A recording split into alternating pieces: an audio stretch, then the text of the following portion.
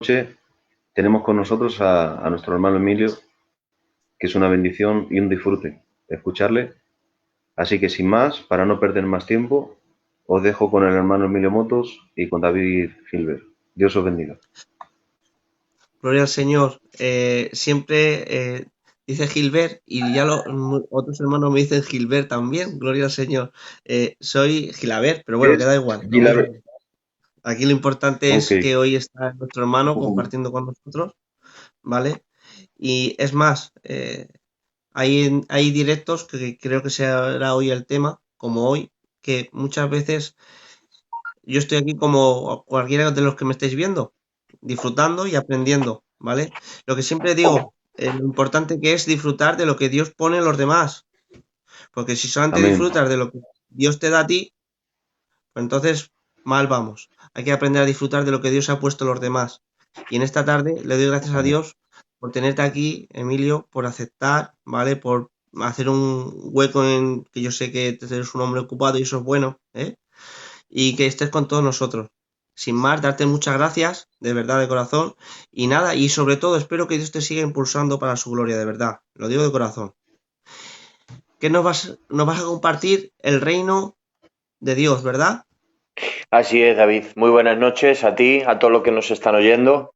Yo también os quiero dar las gracias por la oportunidad de estar aquí. Ya llevábamos tiempo con el deseo de tener una noche, de compartir un directo juntos. Y bueno, pues así el Señor lo ha querido, que haya sido esta noche. Creemos en la voluntad perfecta de Dios.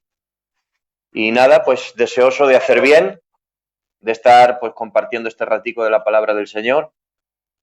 Y antes de empezar con el tema, al margen del tema que voy a compartir ahora, sí quiero acordarme de un texto que creo que nos es necesario a todos, hoy por hoy en este país, a todos los creyentes. Dice un texto que los discípulos estaban encerrados después de la resurrección de Jesús, pero dice la palabra del Señor que aquella misma noche, estando los discípulos encerrados, dice que Jesús se puso en medio de ellos y les dijo: paz a vosotros.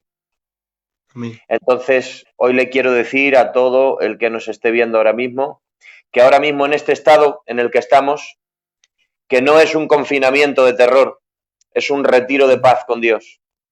Amén. Ahora lo que hace el Señor es que traspasa esas puertas que están cerradas y el Señor se pone en medio. Y cuánto bien nos hace poder ver a Jesús en medio diciéndonos a todos los que estamos: paz a vosotros. Nunca, nunca, nunca nos debe faltar y nunca nos va a faltar la paz de Dios. Amén. Así que Amén. bueno, si te parece, comenzamos con el tema. ¿Qué me Claro. dices? Dispuesto a aprender, de verdad. Adelante. De acuerdo, pues mira, el tema que nos ocupa esta noche es el reino de Dios. Como bien sabéis, es un tema del que se habla mucho, es un tema muy controvertido en muchos casos, y creo que lo primero que hay que empezar a hacer, más que empezar con un cierto texto, para hablar del reino de Dios lo que hay que hacer es definirlo. ¿Qué es el reino de Dios? Es decir, cuando decimos el reino de Dios, ¿de qué estamos hablando? Tenemos tres posiciones principales, las más sostenidas. Para unos, el reino de Dios es un lugar al que hay que llegar.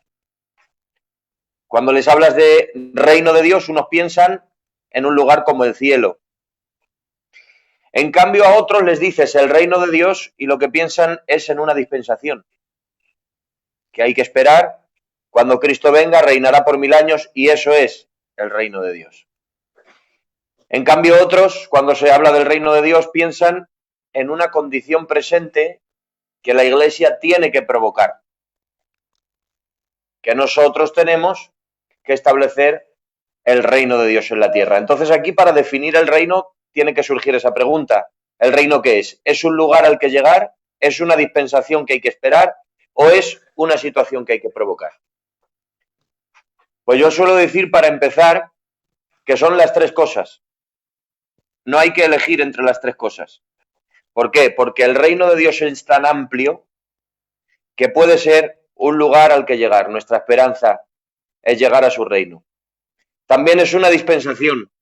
Cuando Él venga reinará por 1000 años y a su vez es una condición en la que el cristiano vive.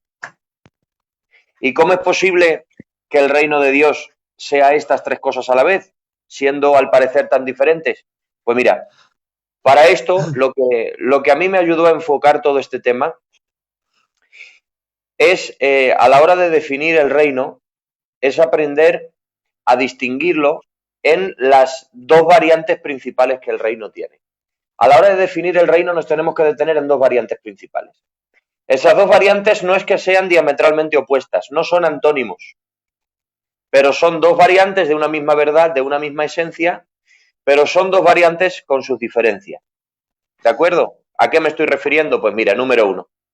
Hablar del reino de Dios es hablar, por un lado, del reino de su soberanía. Y por otro lado, es hablar del reino de su teocracia. Por eso no se debe confundir. Lo primero que hay que hacer es aprender a distinguir el reino soberano del reino teocrático. ¿Y dónde está la diferencia?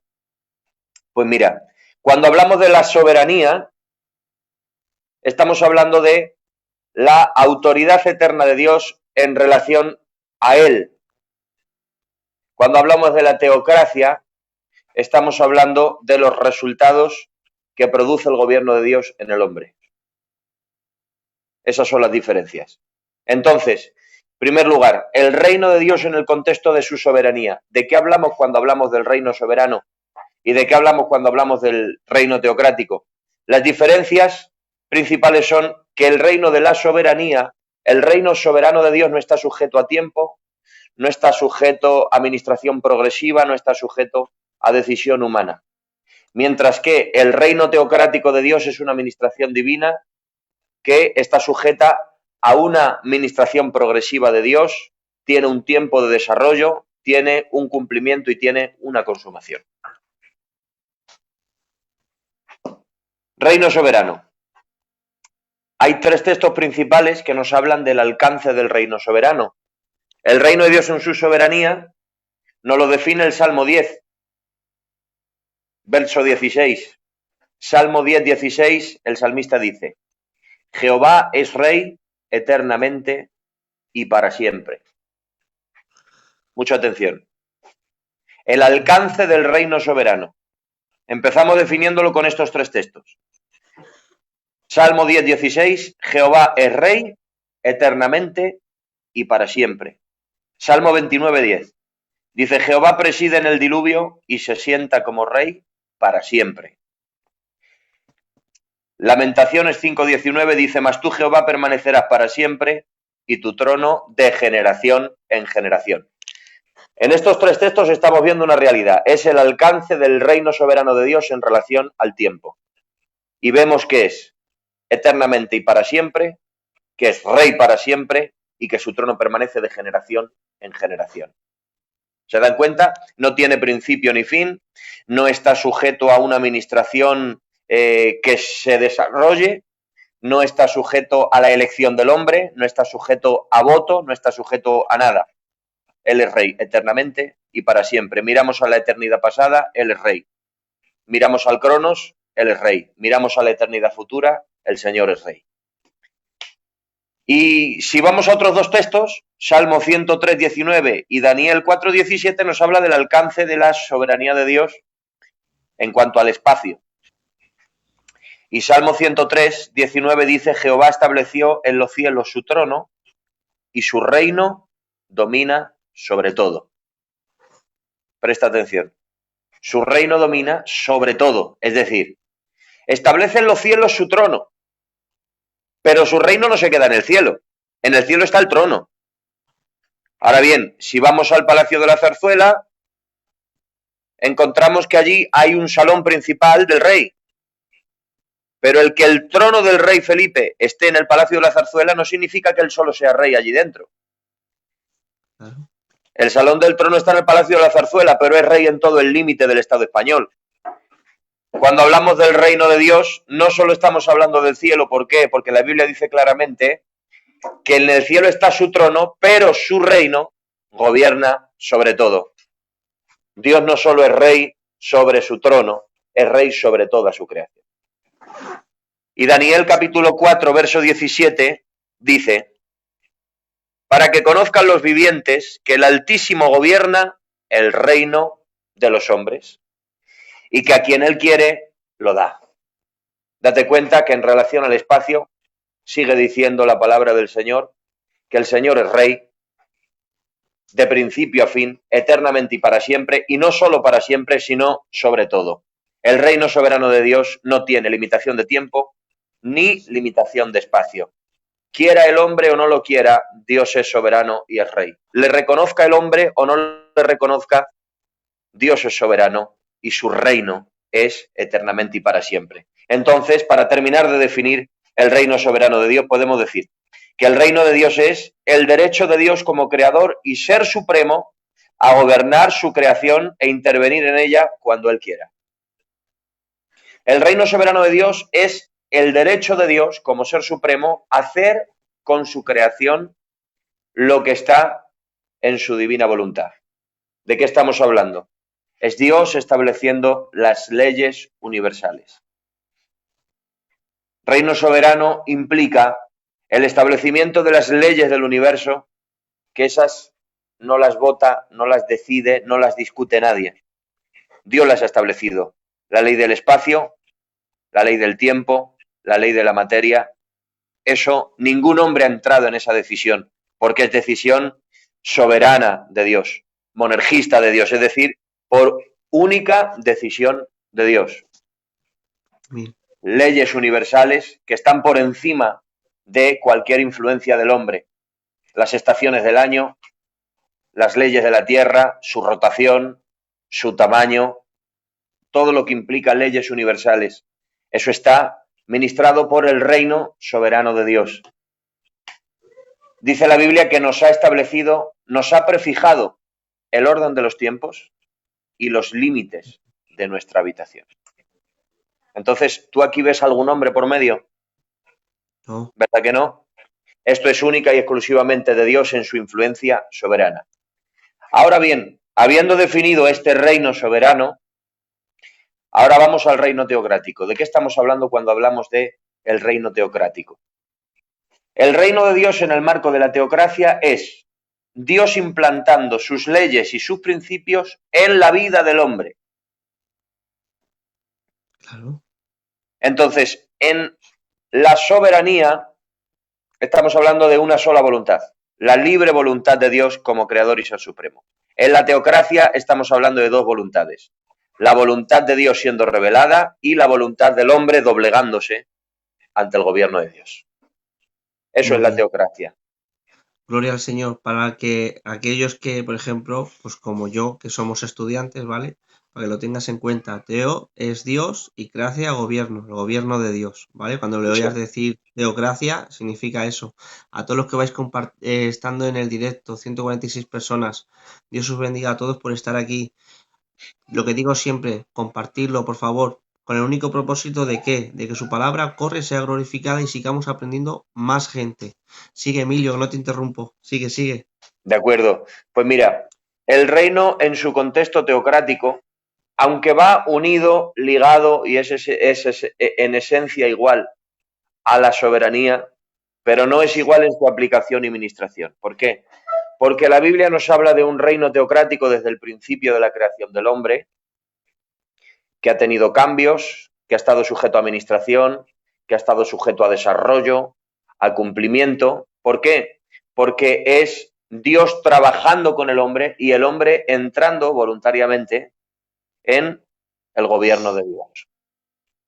Ejemplo, vamos al principio del Edén y encontramos un reino en el Edén y encontramos que el primer régimen en el que Dios metió al hombre fue bajo un régimen teocrático. Desde que le crea al hombre bajo teocracia, le delega autoridad. Le delega autoridad para gobernar la creación, pero a su vez para que el hombre fuese gobernado por Dios. Mientras el hombre fue gobernado por Dios y él gobernando la creación, todo iba bien. digamos que el trato de Dios con el hombre fue: yo te voy a dar una libre voluntad, pero mientras tú gobiernas la creación, yo te gobierno a ti. Por eso todo estaba no bajo un gobierno independiente de Adán, sino bajo un gobierno teocrático de Dios a través de Adán. Ahora bien, vemos que desde el principio de la creación, en el capítulo 3, no sabemos cuánto tiempo transcurrió, indudablemente pudo ser mucho tiempo, pero cuando hablamos de principio me estoy refiriendo al principio del relato bíblico. Desde el principio del relato bíblico, capítulo 3, vemos que todas las ruinas del hombre, todas las desgracias en la creación, vienen ¿cuándo? Cuando se rechaza el gobierno de Dios. Porque aquí encontramos la primera desgracia de la creación. Como bien sabéis, no fue en la tierra, fue en el cielo.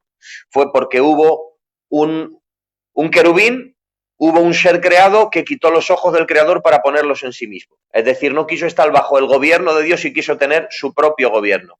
Quiso tener su propio marco de influencia donde él fuese el centro, donde él fuese el protagonista, donde él fuese el objeto de la adoración y de la atención de la creación. Y encontramos la primera ruina y la primera condenación en la esfera angelical, en los cielos. Pero cuando volvemos aquí al Edén, al reino teocrático en el que Dios había creado a Adán, encontramos que aquí se infiltra la persona de Satanás y lo que hace la serpiente es querer arrastrar a la creación de Dios, es decir, al hombre. Satanás intenta arrastrar al hombre ¿a qué? Al mismo error que él ha cometido y a la misma rebelión a la que los ángeles le han acompañado. Es decir, como que repite su patrón de actuación. Arrastra a unos en el cielo y cuando está en la tierra le dice a Eva, aquí está el núcleo de la tentación y de toda tentación está aquí. Le dice, seréis como Dios. Es decir, tendrás tu propio gobierno. Tendrás tu propia esfera de influencia, tendrás tu propio marco de actuación sin que nadie te controle. Por eso vemos al hombre saliendo del marco teocrático como bajo la promesa, seréis como Dios. Es decir, lo que Satanás sembró en el hombre fue la semilla de la independencia. Y aquí quiero detenerme en un paréntesis que me parece muy importante. Date cuenta que el trato de Satanás no fue, salte del gobierno de Dios que te voy a gobernar yo. Porque si Eva tiene que elegir entre ser gobernada por el creador de gloria y por una serpiente que viene arrastrándose, Eva no creo que acepte el trato. Por eso Satanás, siempre escondiéndose, nunca dando la cara, lo que hace es engañar al hombre haciéndole creer no que él le va a gobernar, sino salte del gobierno de Dios y gobiérnate tú solo. Esa es la promesa del diablo. El diablo promete al hombre que se domine y se gobierne a sí mismo, que sea dueño y señor de su propia vida. ¿Pero qué encontramos? Que cuando el hombre creyó que establecía su propio reino, entró en lo que la Biblia llama el imperio de la muerte, en Hebreos 2:14, la potestad del aire, el dominio de Satanás. Es decir, cuando el hombre cree que establece su propio reino, lo que hace es que entra en el dominio de Satanás. Y ahí que encontramos que el que no tenía ningún título de autoridad en la tierra, es decir, Satanás, el que no tenía ninguna autoridad delegada en la tierra, después del pecado de Adán pasa a tener mínimamente 4 títulos. Hebreos 2:14, el que tenía el imperio de la muerte. Efesios 2:2, príncipe de la potestad del aire. Juan 14:30, príncipe de este mundo. 2 Corintios 4:4, Dios de este siglo. El que no tenía ningún título sobre la tierra ni sobre el hombre, por la concesión del hombre, cuando el hombre se sale de la teocracia de Dios, lo que hace es que le concede a Satanás estos 4 títulos.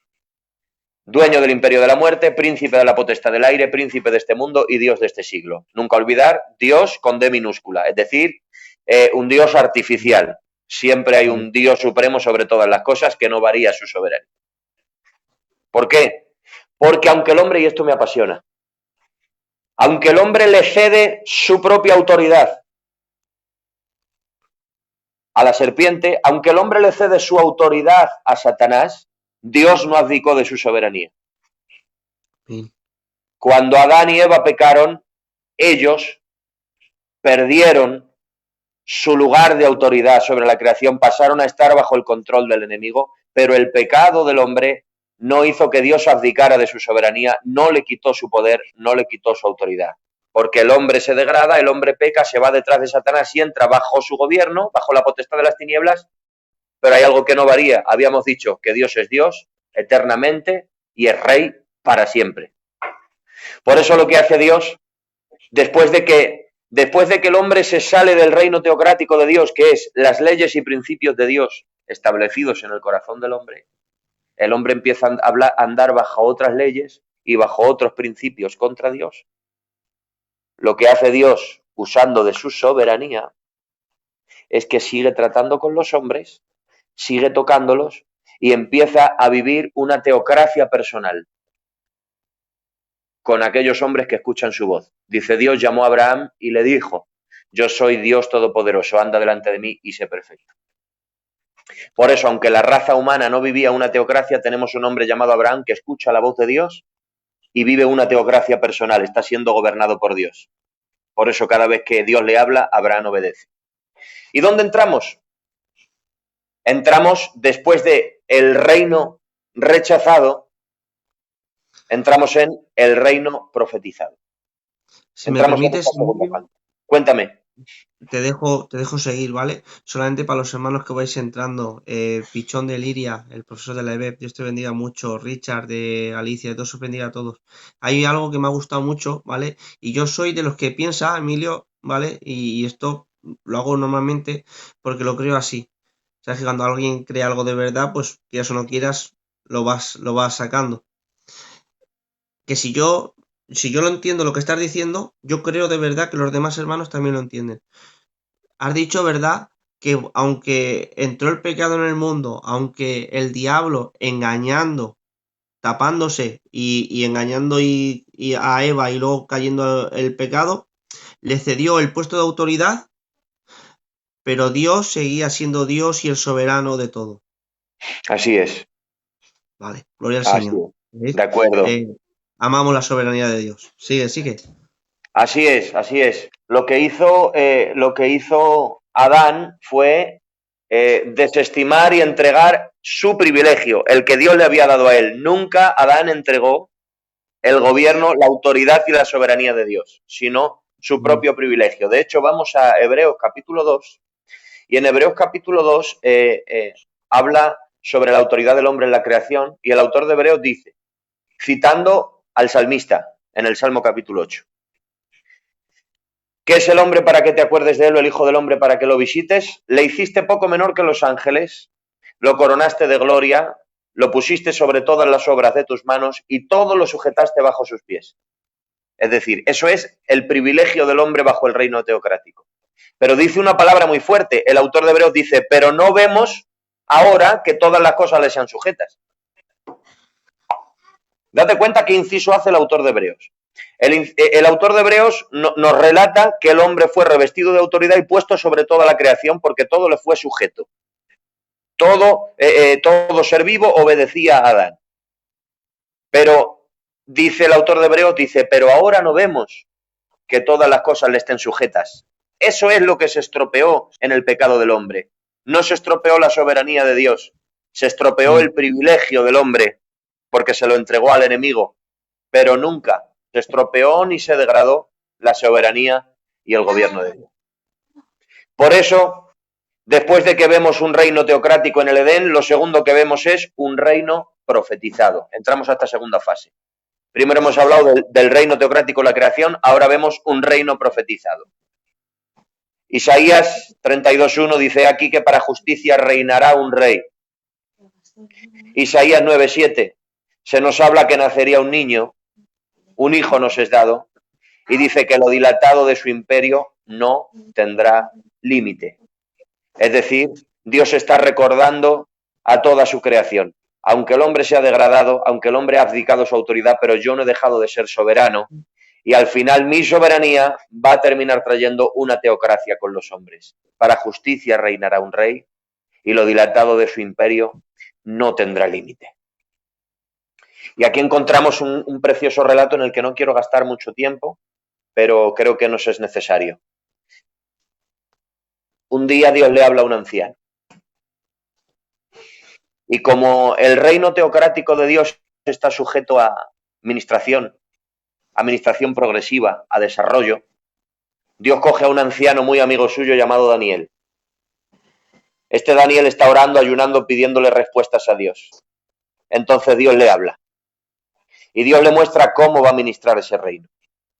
Entonces, como bien sabes, le muestra una estatua de 4 principales materiales que son 4 reinos. Le enseña una cabeza de oro que es el reino de Babilonia, un pecho de plata que es el reino de Persia, un vientre y muslos de bronce que es el reino de Grecia y unas piernas de hierro y unos pies de hierro y de barro que es el reino de Roma y el reino del anticristo a su vez. Y el Señor le dice a Daniel que en días del último reino vendrá una piedra golpeando, que deshará a los demás reinos, se convertirá en un monte y terminará llenando toda la tierra. Por eso ahí estamos viendo el reino teocrático. El reino soberano de Dios no cambia, no está sujeto a tiempo ni a nada, pero el reino teocrático es ministrado progresivamente por Dios a su creación a través de los tiempos y de los siglos. Por eso encontramos que Dios le dice a Daniel, tranquilo, tranquilo que yo sigo al control y voy a ministrar mi reino teocrático sobre el hombre. Por eso Daniel ve una serie de acontecimientos que son una de las pruebas más imposibles de contradecir. Son unas pruebas indubitables de que la Biblia no es un libro cualquiera, de que es el libro de Dios. Y fue el progreso de los 4 reinos, que con tu permiso muy rápido lo comparto. Adelante. Dios le dice a Daniel, Dios le muestra primero un reino, el reino presente en tiempo de Daniel, que es Babilonia, pero le promete que se levantará otro, que lo destronará, y es el reino de Medo-Persia. Y en el año 539 a.C., conforme Dios le había mostrado a Daniel, se levanta el reino de Media y el reino de Persia con arcos y flechas aparentemente inofensivos, inferiores a Babilonia, pero invaden Babilonia. Se dice que secaron el río que regaba los jardines colgantes de Babilonia, y en esa cuenca vacía y seca, en esa cuenca seca del río que regaba los jardines colgantes de Babilonia, empiezan a escalar, se empiezan a colar, y Babilonia se deshace. Babilonia queda destronada, y Dios, como le había dicho, tu reino es entregado a los medos y a los persas. Ya se ha establecido el segundo reino que Dios había dicho. Se establece Media y Persia en el poder, y mira si son exactas las profecías de Dios en su cumplimiento. Que Daniel, en otro sueño paralelo, ve al reino de Medo-Persia, es decir, Media y Persia en coalición, y lo ve como un oso que está más levantado de un costado que de otro, es decir, camina así, con un costado más levantado. Y es que la historia demuestra que la parte de Persia era más fuerte que la parte de la coalición de Media. Por eso, en una visión de Dios nada es casualidad, y el oso estaba más levantado de un costado que de otro. Tanto en el sueño que recibió Nabucodonosor de la estatua, como en el reino de Daniel de las 4 bestias, todo se va cumpliendo. Medo-Persia se establece en el poder y dura 208 años al poder. Parece que nadie les puede quitar del medio, pero Dios había dicho que después de Medo-Persia vendría otro reino que se llamaba Grecia. Y después de 208 años al poder, en la batalla de Arbela, ya cita la historia, y no solo la Biblia, sino la historia secular, la historia que los propios ateos estudian y escriben, que en la batalla de Arbela cayó el reino de Medo-Persia y se levantó el reino de Grecia. Y como en una visión de Dios nada es casualidad, en las 4 bestias que Dios le muestra a Daniel, Babilonia es un león, Medo-Persia es un oso, pero Grecia es un leopardo. Y es que hasta los simbolismos no son casualidad. ¿Por qué Grecia es un leopardo? Porque es el más rápido de los 4 animales que aparecen en la visión y en el sueño de Daniel. ¿Por qué? Porque Grecia fue el reino más rápido en levantarse. Número 2, fue el reino más rápido en conquistar todo el mundo. El emperador más joven. Y número 3, fue el reino más rápido en caer, en 8 años. Por eso vemos que no solo reinó como Dios había dicho, sino que reinó rápido como un leopardo, a diferencia de los otros reinos. Y se levanta Grecia, y la visión decía que Grecia caería. ¿Y cómo lo ha visto Daniel? Lo ha visto en otra visión, porque hay 3 visiones acerca de los reinos que Dios permitiría levantarse en la tierra antes del establecimiento del comienzo espiritual del reino teocrático de Dios. Muy rápido lo comparto.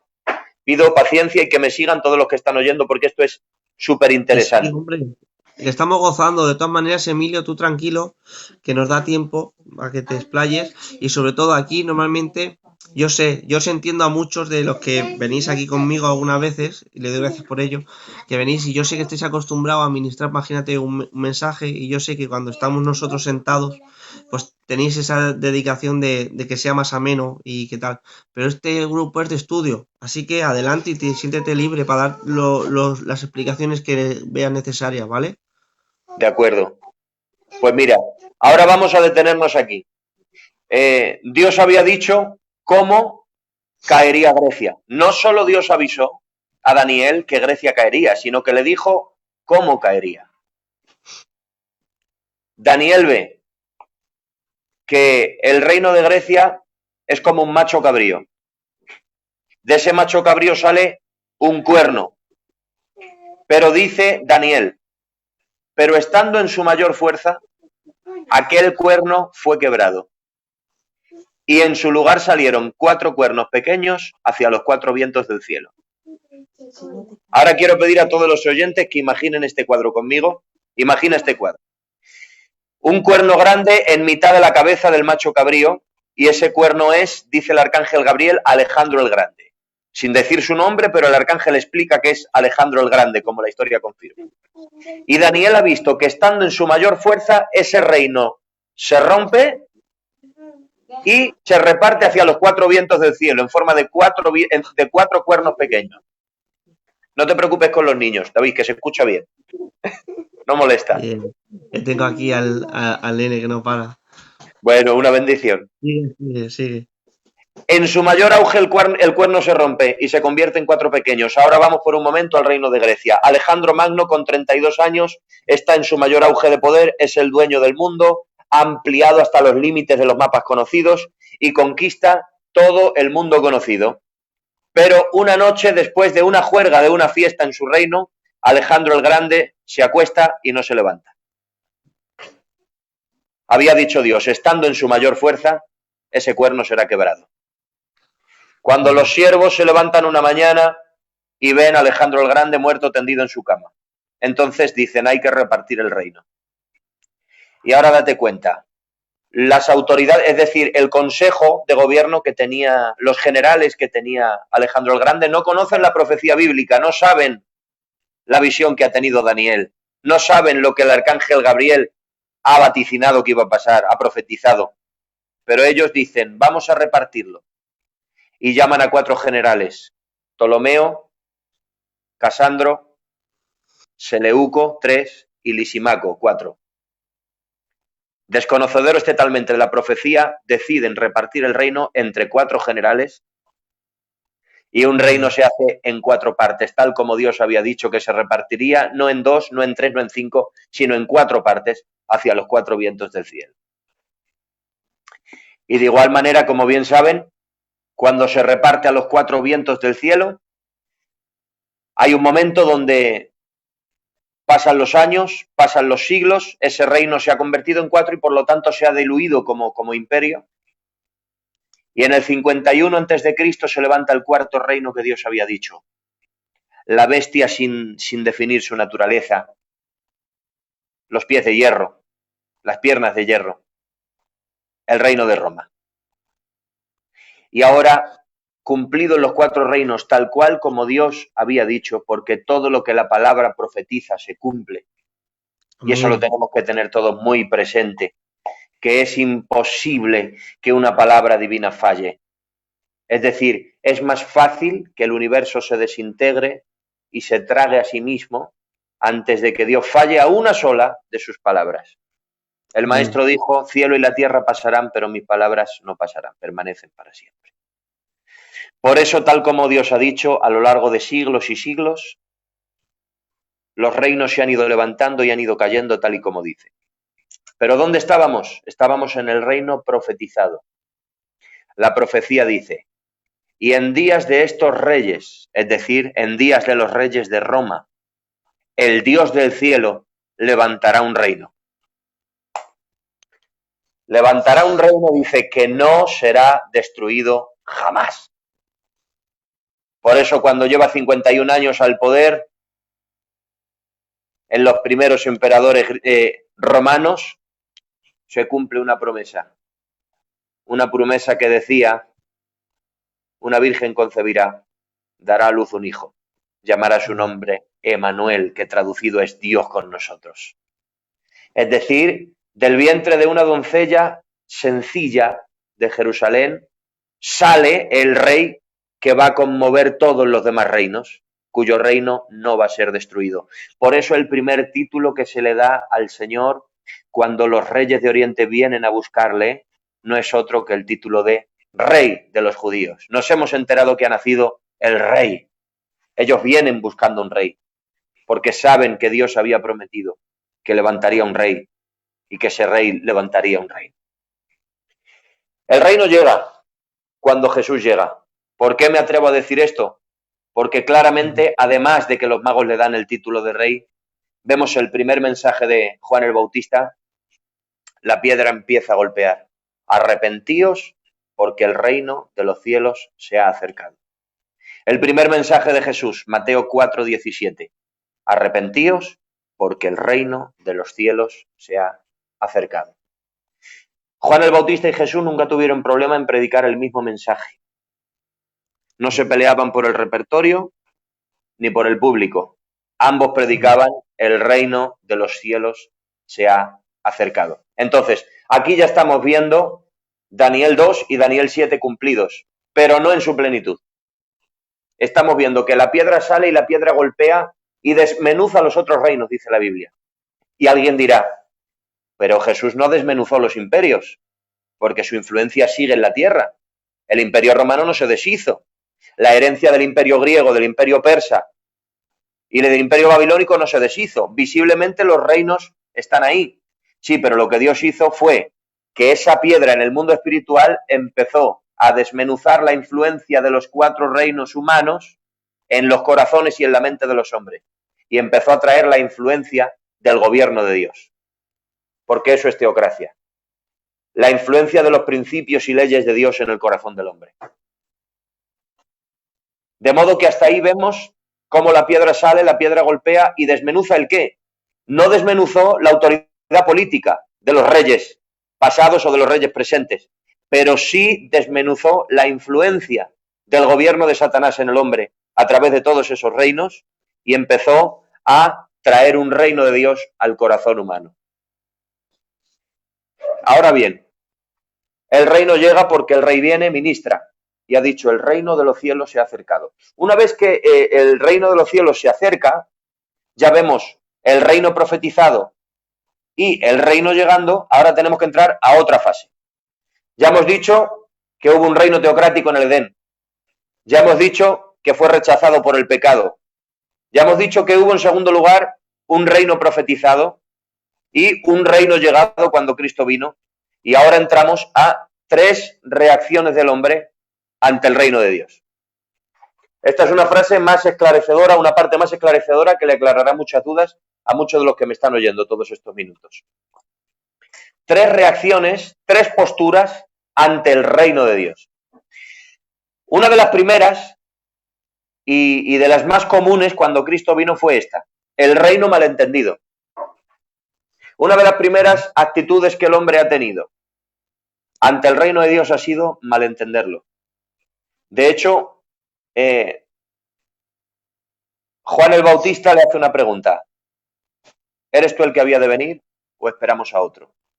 Mira si es fuerte que Juan el Bautista le había visto, le había publicado en el Jordán, había visto la paloma sobre él, pero hay algo que Juan no entiende. ¿Por qué? porque Juan ha leído las profecías que hablaban de él mismo, como el que preparaba el camino delante de él. Pero Juan ha leído algo, que la profecía dice, voz que clama en el desierto, preparad el camino al Señor. Todo valle se alzará y todo collado bajará. Es decir, Juan el Bautista en la profecía lee que viene seguido, que él prepara el camino, que después el Mesías viene y que automáticamente él entiende que todo valle se alza, todo collado baja, es decir, que toda la tierra entra en orden, entra en armonía y el reino de Dios se establece en su totalidad. Eso es lo que ha entendido Juan el Bautista cuando ha leído la profecía. Ha entendido que él viene preparando el camino y después viene un reino con violencia establecido por la fuerza en su totalidad en la tierra. Pero se encuentra que Cristo viene, también predica del reino, pero resulta que a él lo meten preso, que el César sigue en el poder, que Herodes sigue como rey, que no ha deshecho ninguna autoridad política, no se ha sentado en ningún trono y que Jesús lo único que hace es ir caminando y haciendo favores a los necesitados. Entonces es como que Juan el Bautista desde la cárcel dice, no me cuadra. Yo esperaba que vinieras y que reinaras. Porque había algo que Juan no había entendido.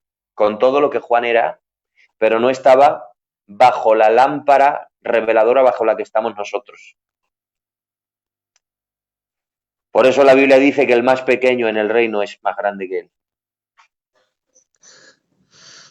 No por valor personal, por valer más que Juan, sino por la dignidad de pertenecer al cuerpo de Cristo.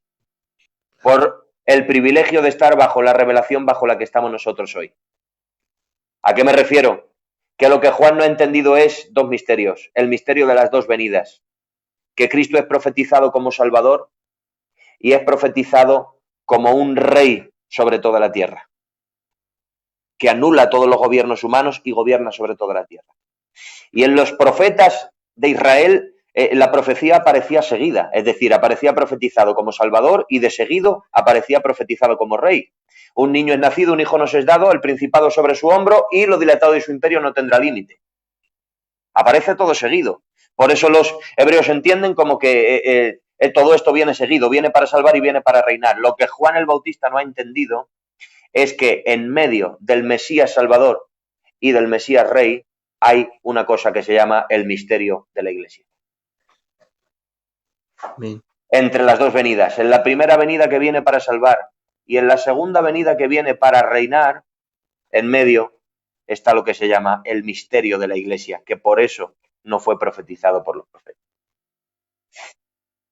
Juan no lo entiende y dice, ¿qué pasa? ¿Eres tú el que había de venir o esperamos a otro? Es decir, ¿por qué no reinas? ¿Por qué no te sientas en el trono? ¿Por qué no quitas del medio al César, a Roma y gobiernas sobre toda la tierra? Entonces Jesús le manda responder, id a decir a Juan que los ciegos ven, los leprosos son limpiados, a los pobres les es anunciado el reino de Dios y bienaventurado todo aquel que no haya tropiezo en mí. Esto es maravilloso. Jesús le está contestando a Juan, Juan, todavía no estás viendo la plenitud del reino, pero cuando ves que los ciegos ven, que los sordos oyen, que los leprosos son limpiados y que los muertos resucitan, estás viendo que el reino ya está en acción. Es decir, el reino no se ha impuesto sobre todos los hombres, pero cuando ven los milagros, el poder, la autoridad de Jesús sobre la enfermedad y sobre el poder de las tinieblas, puedes estar viendo, Juan le está diciendo, que el reino no se ha impuesto sobre todos los hombres, pero el reino ya está en acción. Por eso les dice, el reino de Dios ya está entre vosotros. Es decir, mientras el rey estaba, el reino se movía con él. Ir a decir a Juan lo que los teólogos llaman el ya, pero todavía no. Es decir, ya está reinando sobre los corazones de los hombres, pero todavía falta que en el futuro reine sobre toda la tierra de forma visible y de forma absoluta. Pero esto no todos lo han entendido y no todos lo entendieron. De hecho, mira, seguimos en esta parte. El reino malentendido. Uno de los errores más comunes al tratar con Jesús fue el malentender su reino. Lucas 19:11. Dice que les dijo una parábola, ¿a quién? Si lo tienes por ahí, tienes ahí la Biblia, David. Tengo... Pues mira, Espera, en Lucas 19:11 un nos segundito. relata... Sí, ¿Sabes qué pasa? Que tengo otro terminal para ir viendo los comentarios y todo esto. Lucas, ¿qué? Perdóname. 19:11. 19, 11. Sí, léelo, haz el favor, solamente el 11. Claro. ¿Vale? Oyendo ellos estas cosas, prosiguió Jesús y dijo una parábola, por cuanto estaba cerca de Jerusalén y ellos pensaban que el reino de Dios se manifestaría inminentemente.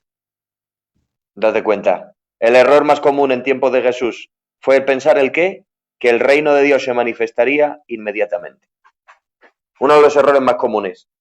Por eso él les dice, un hombre noble se fue a un país lejano para recibir un reino y volver. Es decir, les está diciendo ya que él primero se tenía que ir a un país lejano, es decir, subir al cielo después de haber resucitado. Recibir allí un reino. ¿Qué reino? El reino de la totalidad del reino teocrático sobre la tierra. Y volver. Les está hablando de procesos, porque el reino soberano no está sujeto a procesos, pero el reino teocrático está sujeto a procesos, a desarrollo y a consumación. Un hombre noble se fue a un país lejano para recibir un reino y volver. Le está diciendo, no todo lo vais a ver ya. Ahora vais a ver en acción el poder del reino, en los milagros, las señales, los prodigios.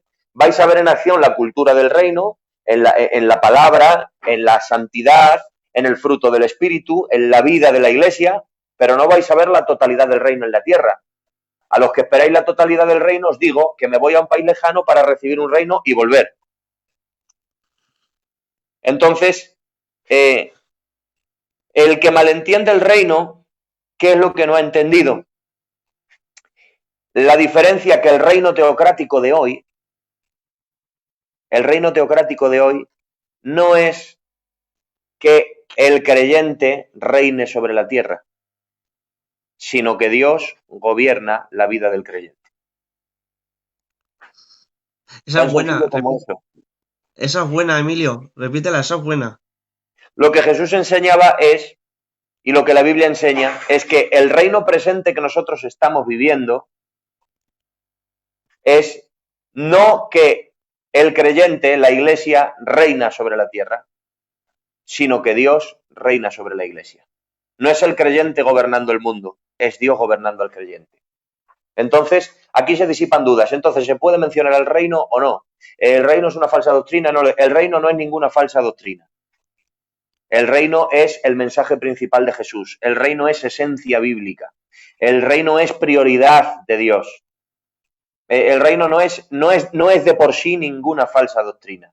Hay cosas que son de por sí una falsa doctrina. Por ejemplo, la reencarnación. Hay gente que dice ser cristiana y creer en la reencarnación porque usan la Biblia. Dicen que que Juan el Bautista era Elías reencarnado. La pregunta de quién pecó estos sus padres y se hacen un montón de pretextos para creer en la reencarnación cristiana. Entonces, ¿qué ocurre? Ahí no hay verdadero y falso. Si hablamos de reencarnación estamos hablando de una falsa doctrina ya por naturaleza, per se. Pero si hablamos del reino de Dios, hablamos de una doctrina esencialmente bíblica que está sujeta a errores por parte del hombre en su interpretación desde el principio, pero no de por sí que sea una falsa doctrina. Por eso tengo que invitar a todo el oyente a que no salten las alarmas cada vez que uno escucha hablar del reino. Uy, es que habla del reino, ¿qué pasa? ¿Qué está diciendo? ¿El reino eso es malo? No. El reino, si no te gusta el reino, entonces no podrás llevarte bien con el rey. Porque esto no es una república, esto es un reino que está sujeto a un rey. ¿Qué ocurre? ¿Hay errores en la doctrina en cuanto al reino? Los hay. Pero también hay que decir que donde quiera que hay una falsificación es porque hay un verdadero. Nadie falsifica un billete de 6 euros. ¿Por qué? Porque no existe. Como no hay un verdadero, no se crea un falso. Pero sí se falsifican billetes de 100, de 50, de 500 porque hay un verdadero. Entonces, el reino es una doctrina que algunos mal entienden. ¿Pero por qué? Porque hay un verdadero, porque hay un original. ¿Cuál es? Es que hoy por hoy el reino en su contexto presente es una teocracia divina, no que la Iglesia gobierna la tierra, sino que Dios gobierna a la Iglesia. De hecho, vamos a la Biblia y encontramos una realidad. Daniel 7:24, te lo voy a leer por aquí, para disipar dudas sobre el tiempo, el momento de Dios en el que la Iglesia recibe autoridad para gobernar la tierra. Si vamos a Daniel 7:24, encontramos un orden de acontecimientos. Daniel ha visto que hay una cuarta bestia, un cuarto reino, que devora la tierra, la trilla y la despedaza. Y hablará palabras contra el Altísimo y a los santos del Altísimo quebrantará. Nos está hablando del gobierno tirano, arbitrario del anticristo en la segunda mitad de la gran tribulación. Pero vemos que hay algo que ocurre. Se quiere establecer como Dios el anticristo, está gobernando en esa Roma futura, queriendo destruir al hombre, destruir la tierra. Pero el verso 26 dice, pero se sentará el juez. Es decir, hay una autoridad superior. Pero se sentará el juez y le quitará su dominio para que sea destruido y arruinado hasta el fin. Es decir, se sentará el juez, Dios aparece, gobierna a los hombres, juzga a los hombres, entre ellos juzga al anticristo y a su reino. Y dice la Biblia que los tira, antes que al propio Satanás, tira al anticristo al lago que arde con fuego y azufre. Porque el anticristo entra al lago de fuego antes del milenio. Y el diablo entra después del milenio.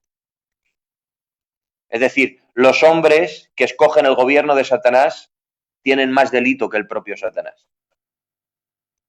Los hombres que se rebelan contra Dios están desarrollando una maldad superior a la de Satanás.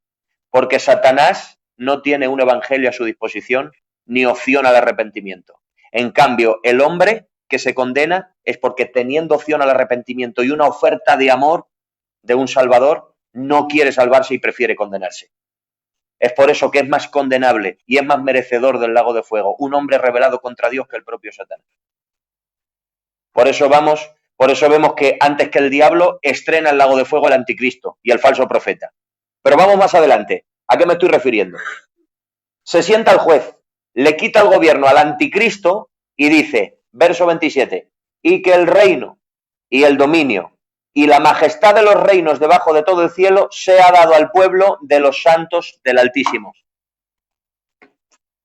Es ahí cuando el reino se le da a los santos del Altísimo. Entonces, ¿cuándo es el momento que se profetiza en Daniel 7:24 hasta el 26 que el reino se le da a los santos? Primero, tiene que ser raptada la iglesia se va en el arrebatamiento. Segundo, se levanta el anticristo, gobierna 7 años. Al final de esos 7 años se sienta el juez y le quita el trono. Y después de que le quita el trono al anticristo, entonces el reino se le da a los santos del Altísimo. Para que los santos gobernemos la tierra hay que esperar ahí. No se puede esperar, no se puede adelantar.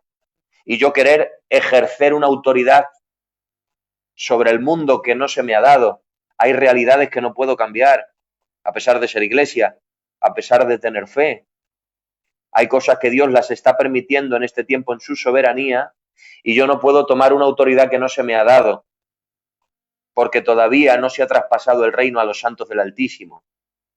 Para eso primero tiene que pasar lo que hemos relatado en Daniel capítulo 7, 24 en adelante. Por eso vemos que Pablo vuelve a decir, atención, para que el hombre gobierne la tierra, Pablo dice, si sufrimos con él, también reinaremos con él. Primero sufrimos con él, después, en tiempo futuro, reinaremos con él. Y ya voy terminando porque he gastado la hora que tenía disponible. Pero dame estos 5 minutos para cerrar. ¿Puedo? Emilio, sabes que tú mandas, hijo. Adelante. De acuerdo. El reino presente es un reino donde no es que el cristiano gobierna la tierra, sino que Dios gobierna la vida del cristiano. Todavía no podemos hablar de un reino en el que la iglesia reina. Si sufrimos con él, reinaremos con él. Pero sí que dice el apóstol Pablo que nos ha trasladado del reino de las tinieblas y nos ha trasladado al reino de su amado Hijo. Es decir, todavía no reinamos sobre la tierra, pero sí podemos decir que nosotros vivimos en el reino de su amado Hijo. Yo no reino sobre la tierra, pero yo vivo bajo el gobierno de Dios. Vivimos en un reino, vivimos bajo un rey y eso nos tiene que llenar de paz, nos tiene que llenar de serenidad, nos tiene que llenar de gozo, porque el reino de Dios no es comida ni bebida, sino justicia, paz y gozo en el Espíritu Santo. Me dejo muchas cosas, pero otro día con la voluntad de Dios lo compartimos. Termino con esto, termino diciendo que nosotros hoy vivimos bajo un reino teocrático de Dios. ¿Por qué? Porque la teocracia de Dios es Dios relacionándose con el hombre y diciéndole al hombre, quiero que hagas esto, quiero que te comportes así, quiero que vivas así. Dios en su soberanía establece las leyes universales, pero Dios en su teocracia, en su gobierno sobre los hombres, comparte con nosotros su voluntad, nos la expone y nos pide que rindamos nuestra voluntad. Y nos dice, quiero que vivas bajo mi gobierno. Dame, hijo mío, tu corazón y tus ojos miren mis caminos. Dios es poderoso para tomar el corazón del hombre por la fuerza, pero se lo pide. Amén. Yo estoy a la puerta y llamo, si alguno me abre, entraré y cenaré con él y él conmigo. Entonces, los que le hemos rendido la voluntad al Señor, estamos bajo un gobierno. Y tengo que decir ahora, lleno de gozo y lleno de paz, estamos bajo un gobierno divino, no estamos bajo el gobierno del hombre, bajo el gobierno de una crisis, bajo el gobierno de una pandemia. Estamos bajo el gobierno de Dios. Por eso yo tengo que estar lleno de paz, sin ningún miedo al presente y sin ningún miedo al futuro. ¿Por qué? Porque no estoy en manos del virus, no estoy en manos de la enfermedad, estoy en las manos de Dios. Y eso significa que Dios me va a preservar absolutamente de todo el mal. No, a lo mejor me alcanza, porque hay tiempo de nacer y tiempo de morir. Pero hay algo que he entendido. Si este virus es el instrumento para que yo me vaya al cielo, el virus no está ganando la partida, porque no es el virus matándome, es Dios llevándome a su presencia. Aleluya. Porque vivo en una teocracia.